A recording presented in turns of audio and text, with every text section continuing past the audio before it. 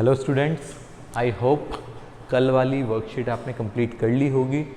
तो आज हम उसके आगे की स्टोरी स्टार्ट करते हैं। अगला टॉपिक है हमारे पास expenditure on the installation of machinery and erection of building, construction of building. तो देखो बेटा, जब हम कोई भी एसेट परचेज करते हैं या कोई एसेट कंस्ट्रक्ट करते हैं तो उस पर होने वाला सारा expenditure till the asset is in ready to use position will be capitalized. Sir, capitalized मतलब क्या? Will be added in the cost of asset.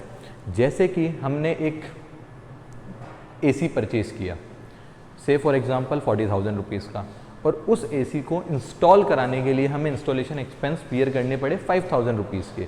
तो हमारे लिए 40,000 का AC और 5,000 का इंस्टॉलेशन एक्सपेंस नहीं है, हमारे लिए AC ही कितने का है? 45,000 का। तो कंसेप्ट क्या हो गया? whenever we purchase any asset except goods, whenever we purchase any asset except goods, all the expenditures spent या all the expenses spent on the asset till asset is in ready to use position will be added in the cost of asset. They will not be treated separately as expense, they will added to the cost of asset. ठीक है, तो देखो बेटा, जैसे कि हमारे पास first entry है purchase a machinery by giving a cheque of ₹3 lakh. हमने एक मशीन परचेज करी और जिसका पेमेंट हमने कैसे किया? By giving a cheque. तो चेक जब हमने दिया, दैट मीन्स हम किसके थ्रू डील कर रहे हैं? बैंक के थ्रू। तो हमने पेमेंट बैंक के थ्रू किया, और कितना पेमेंट किया बैंक के थ्रू? 3 लाख रुपीज़ का। जब हम पेमेंट करेंगे तो बैंक बैलेंस हमारा क्या हो जाएगा? डिक्रीज। और कल ही हमने देखा था, जब एसेट का वैल्यू इंक्रीज होता है तो उसे डेबिट किया जाता है, और जब एसेट का वैल्यू डिक्रीज होता है तो उसे क्रेडिट किया जाता है। ठीक है, तो बैंक क्योंकि एक एसेट है और हमने पेमेंट किया तो बैंक बैलेंस डिक्रीज, तो बैंक अकाउंट हो जाएगा हमारा क्रेडिट 3 लाख रुपीज़ से। ठीक है, आगे देखें तो पेड 25,000 इन कैश। 25,000 हमने कैश में पे किया। कैश भी एक एसेट है, एसेट डिक्रीज, ये भी हम कर देंगे क्रेडिट। तो कैश को भी हमें क्रेडिट करना है, बट कितने से? 25,000 रुपीज़ से। ठीक है, अब बात करें बेटा, हमने जब मशीन परचेज की तो हमारे पास मशीन आई, आप डेबिट व्हाट कम्स इन से भी देख सकते हो, या मशीन एक असेट है हमारी, तो असेट बढ़ गई, हमने असेट परचेज की तो असेट का वैल्यू, मशीन का वैल्यू इंक्रीज हो गया, तो मशीन हो जाएगी डेबिट। तो एंट्री जो बनी हमारी, वो एंट्री बन गई मशीनरी अकाउंट डेबिट,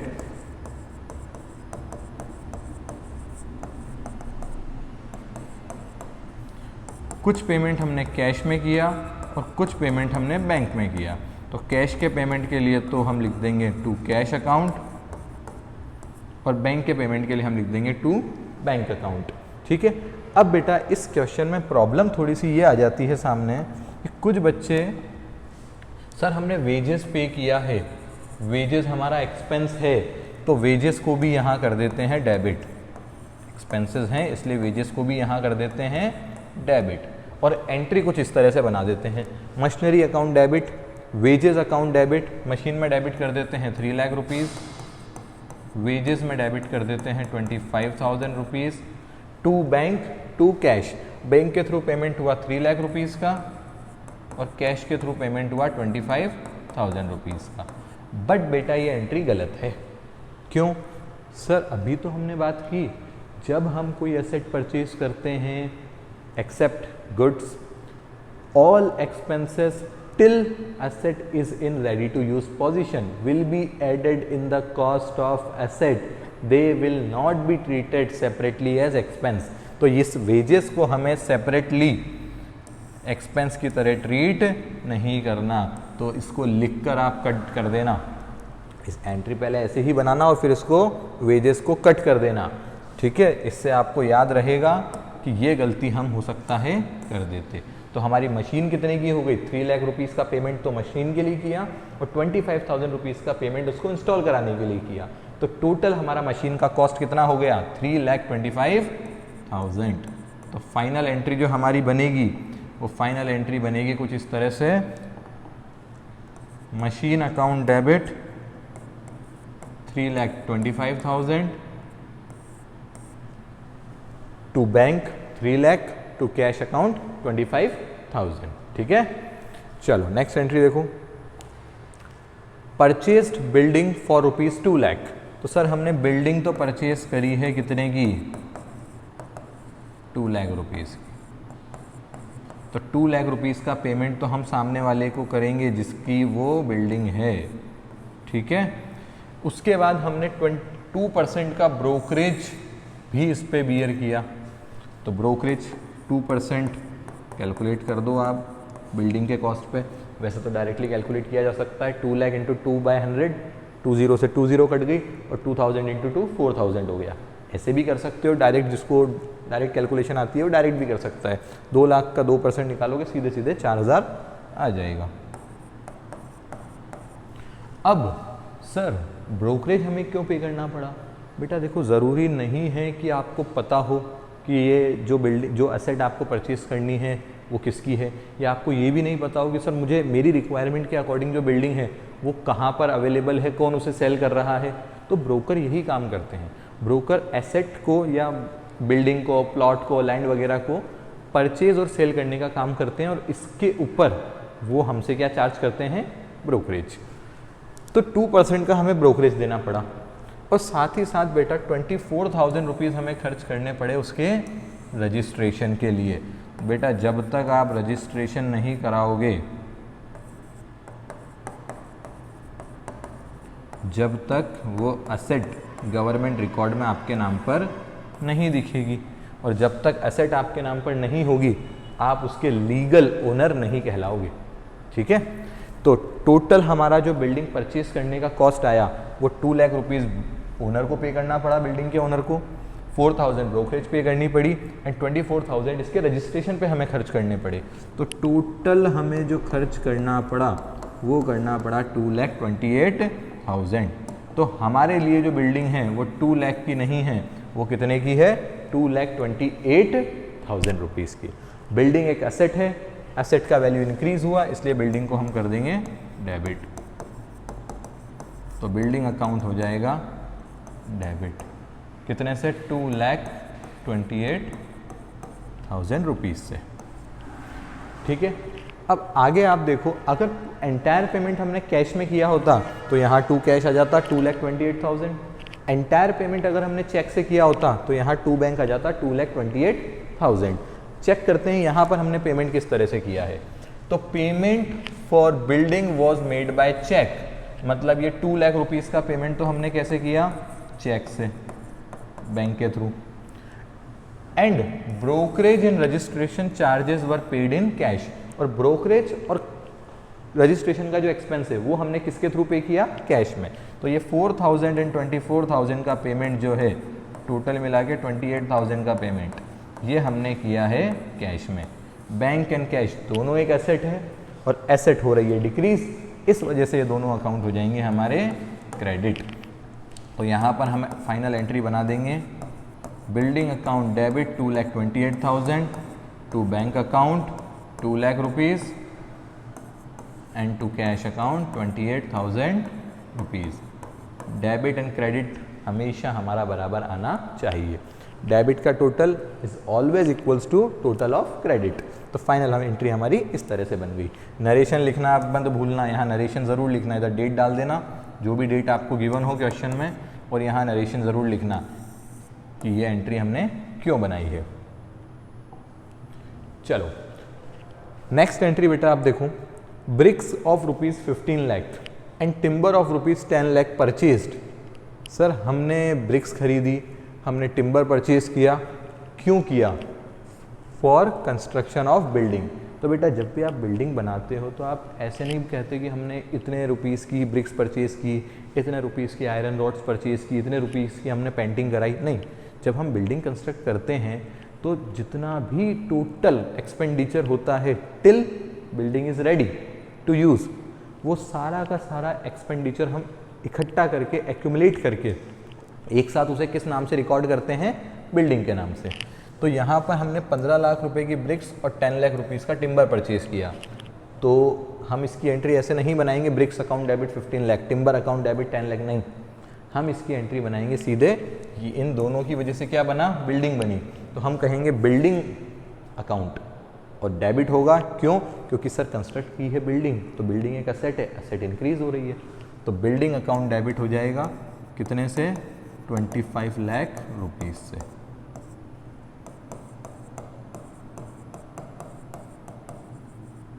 ठीक है। अब देखो the payment was made by cheque, पूरा पेमेंट हमने कैसे किया है, चेक से। सर यहाँ अगर ये लाइन नहीं होती तो फिर टू कैश वर्ड यूज़ करना पड़ता। वैसे जनरली बड़े पेमेंट्स हम बैंक के थ्रू ही पे करते हैं, चेक के थ्रू पे करते हैं। तो यहाँ पर आ गया to bank account. Final entry हमारी बन गई building account debit 25 lakh rupees to bank account 25 lakh. चलो next entry, bought goods from Nilesh for cash 50,000 and also paid 1,000 for their carriage। तो क्या एंट्री बनाओगे इसकी, क्या गुड्स वर्ड यूज़ करोगे या परचेज वर्ड यूज़ करोगे, परचेज। तो जब हम गुड्स परचेज करते हैं बेटा तो हम कौन सा अकाउंट यूज़ करते हैं, परचेज अकाउंट। गुड्स खरीदे सर 50,000 के, 1,000 रुपीज़ उस पर हमने पे किया कैरेज। अब आप मुझे ये बात बताओ कमेंट करके कि आप परचेज अकाउंट 50,000 से डेबिट करोगे या 51,000 से डेबिट करोगे। तो बेटा हमें परचेज अकाउंट को 50,000 रुपीज़ से डेबिट करना है और 1,000 रुपीज़ को हमें अलग से रिकॉर्ड करना है। सर ऐसा क्यों? अभी तक तो हम जो भी खर्चा कर रहे थे वो सारा खर्चा हम असेट की कॉस्ट में जोड़ते जा रहे थे। तो बेटा आप याद करो मैंने क्या कहा था, जब भी हम कोई एसेट परचेज करते हैं एक्सेप्ट गुड्स, गुड्स के अलावा हम कोई भी एसेट परचेज करते हैं तो उस पे होने वाला सारा खर्चा हम उसकी कॉस्ट में ऐड कर देते हैं। पर गुड्स पे अगर कोई हमने खर्चा किया है तो उसे हम सेपरेटली रिकॉर्ड करेंगे। तो हमारे लिए गुड्स कितने के हैं, 50,000 के, और 1,000 रुपीज़ का क्या है, कैरेज। कैरेज हमारा एक्सपेंस है इसलिए ये हो जाएगा डेबिट। गुड्स हमने परचेज किए हैं, एसेट इंक्रीज हो रहा है, परचेज अकाउंट भी हो जाएगा हमारा डेबिट। और सर बोला है कि हमने कैश में पेमेंट किया है तो फिर कैश डिक्रीज हो रहा है, कैश हो जाएगा हमारा क्रेडिट। तो फाइनल एंट्री जो हमारी बन जाएगी वो बनेगी purchase account debit 50,000 rupees, carriage account debit 1,000 rupees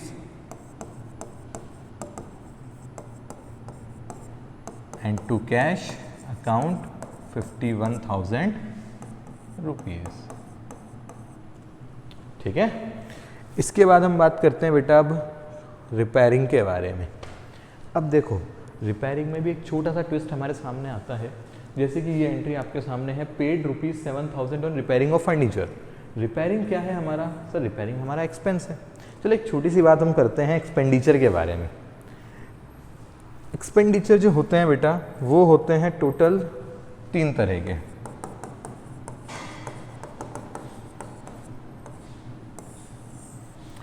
first capital expenditure,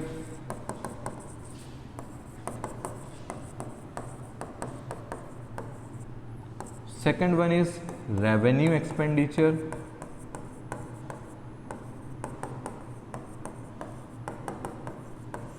and third one is deferred revenue expenditure।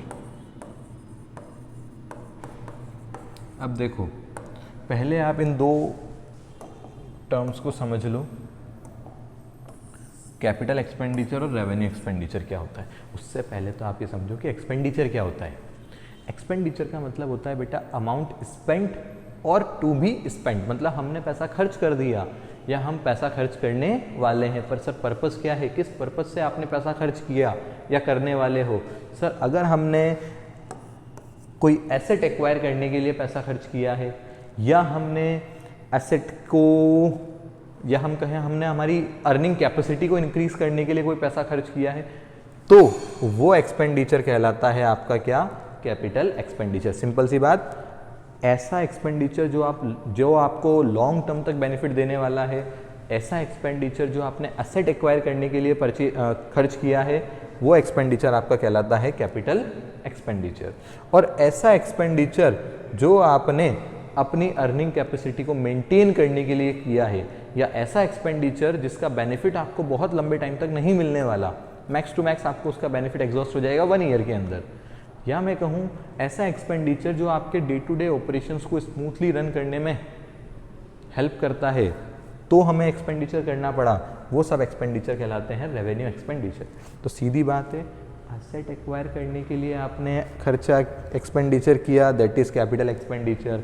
Day to day operations के लिए आपने खर्चा किया, एक्सपेंडिचर किया, that is revenue expenditure. Revenue expenditure को ही हम शॉर्ट में क्या कह देते हैं, एक्सपेंसेस।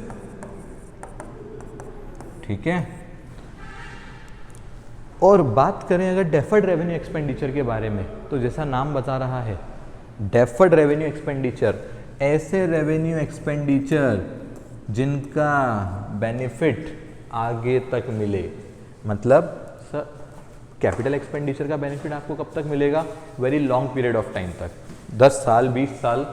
जैसे कि बिल्डिंग आपकी 10 साल 20 साल आराम से आप यूज़ करो, कोई प्रॉब्लम नहीं है। रेवेन्यू एक्सपेंडिचर आपने सैलरी पे करा, उसका बेनिफिट आपको कितने टाइम मिलेगा, max to max 1 month. 1 month की आपने सैलरी पे की तो उसका बेनिफिट आपको मिला कब तक, 1 मंथ तक। अब डेफर्ड रेवेन्यू एक्सपेंडिचर की बात करें, एक एग्जांपल और आपको बताता हूं मैं रेवेन्यू एक्सपेंडिचर का, जो कि है एडवर्टीजमेंट।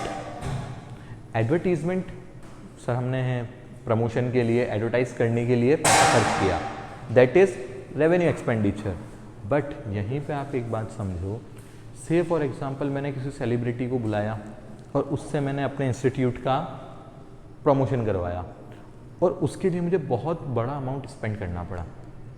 तो मैंने ये एक्सपेंडिचर जो किया है ये सोचते हुए किया है कि मैं इस एडवर्टीजमेंट को 1 साल नहीं, मैं इस एडवर्टीजमेंट को 3 साल रन करूँगा। से फॉर एग्जांपल मैंने 3 लाख रुपए खर्च किए एडवर्टीजमेंट के लिए और मैंने सोचा कि यार इस एडवर्टीजमेंट को मैं 3 साल तक रन करूँगा। तो ये 3 लाख रुपए मैंने 1 साल के लिए खर्च नहीं किए, ये 3 लाख रुपए मैंने खर्च किए हैं फॉर 3 ईयर्स। तो ये जो एक्सपेंडिचर है ये 3 ईयर्स में डिवाइड हो जाएगा और 3 ईयर्स में जब ये डिवाइड होगा तो 3 lakh divided by 3, 1 lakh per year. तो ये जो मेरा एक्सपेंडिचर है इसका बेनिफिट मुझे 1 साल से तो ज़्यादा मिल रहा है बट बहुत लंबे टाइम नहीं मिल रहा।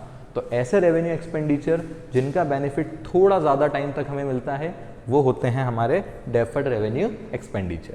अब बहुत ध्यान से देखना बात को, रिपेयरिंग जो है, रिपेयरिंग आपका क्या है, रेवेन्यू एक्सपेंडिचर। दैट मीन्स ये क्या है आपका एक्सपेंस, एक्सपेंस हो जाता है डेबिट, एंट्री बन जाएगी आपकी रिपेयरिंग अकाउंट डेबिट या रिपेयरिंग एक्सपेंसेस अकाउंट डेबिट। और पेमेंट कैसे किया है, कुछ नहीं बोला तो टू कैश 7,000 रुपीज़। अब आप बहुत ध्यान से अगली एंट्री को देखना, purchase an old machinery for ₹1 lakh, spend 5,000 on it's carriage and 20,000 on it's immediate repair. Sir यहाँ भी हमने रिपेयर किया है बट मैं बात करूँ तो 1 लाख रुपीज़ मशीन का वैल्यू, ओल्ड मशीन का, उसको मेरी फैक्ट्री तक लाने के लिए मुझे 5,000 रुपीज़ खर्च करने पड़े। और बेटा पुरानी एसेट है तो पुरानी एसेट बहुत अच्छी कंडीशन में हो ये ज़रूरी नहीं है।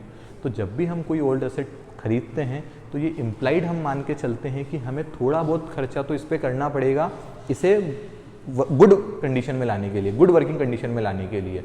तो इमीडिएट रिपेयर जो भी होता है एसेट के ऊपर वो हम अलग से उसे रेवेन्यू एक्सपेंडिचर ट्रीट नहीं करते, उसे हम कैपिटल एक्सपेंडिचर ट्रीट करते हैं और इमीडिएट रिपेयर को हम एसेट की कॉस्ट में एक्यूमुलेट कर देते हैं। तो ये 20,000 मेरा रिपेयर नहीं है, इमीडिएट रिपेयर जो कराया वो एसेट की कॉस्ट में जुड़ जाएगा। बट अगर हमने बाद में कोई रिपेयरिंग कराई है, नॉर्मल रूटीन रिपेयरिंग कुछ हमने कराई है तो उसे हम एक्सपेंस ट्रीट करेंगे। तो ये हो गया हमारा 1,25,000 रुपीज़ का टोटल मशीनरी का वैल्यू। मशीन इंक्रीज हुआ है इसलिए मशीन हो जाएगा डेबिट, तो मशीनरी अकाउंट डेबिट 1,25,000 रुपीज़ से, और पेमेंट के लिए हमें कुछ नहीं कहा तो पूरा पेमेंट हम कर लेंगे कैश से। तो फाइनल एंट्री हमारी बन जाएगी machinery account debit to cash 1,25,000। I hope ये कंसेप्ट आपको क्लियर हो गया होगा। एक बार लास्ट में फिर भी आपको रिकॉल कर देता हूँ शॉर्ट में कि कोई भी एक्सपेंडिचर हमने किया है फॉर इंस्टॉलेशन ऑफ मशीनरी और फॉर कंस्ट्रक्शन ऑफ एसेट, तो उस पे होने वाला खर्चा till asset is in ready to use position will be added in the cost of asset. But ये बात हमारी एक एसेट पे अप्लाई नहीं होगी। कौन सी एसेट? गुड्स। ठीक है, तो आज के लिए बेटा इतना ही। ये कंसेप्ट आप अच्छे से एक बार रिवाइज कर लेना, और उसके बाद एक वर्कशीट मैं आपको अपलोड कर दूंगा, उस वर्कशीट को आप पूरा सॉल्व कर लेना। बाय बेटा।